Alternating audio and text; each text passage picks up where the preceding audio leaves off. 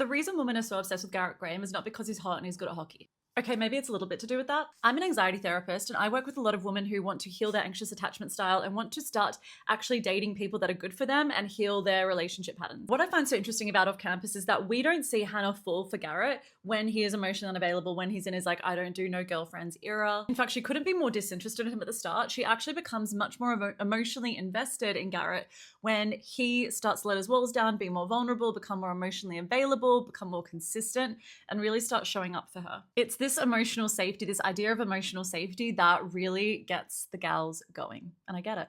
Once Garrett decides that he really likes Hannah and he gets to know her more, there's no decoding, there's no games. He's very upfront about it and it's just simple and straightforward. For any brain, but especially for someone who has been anxiously attached and typically dated avoidant men or avoidant people, this whole idea is incredibly appealing. So the idea of all of this emotional safety is all well and good, but anxiously attached people tend to gravitate and are magnetized towards people who are emotionally unavailable and avoidant. So the real lesson in all of this is that securely attached people are not attracted to and do not continue to engage with people who confuse them, who give them mixed signals. They don't just fall for someone just because they're hot or they've got all this potential. When you work on healing your anxious attachment style, your anxiety, and build self-trust, you start to become much more attracted to people who are securely attached. You stop feeling that almost compulsion, and I don't want to say the word addicted, but for lack of a better word, that addiction towards uncertainty. And therefore you will clock avoidant behavior so much faster and disengage from it so much faster. You can truly break up with all of these old dating patterns and behaviors that you might have at the moment.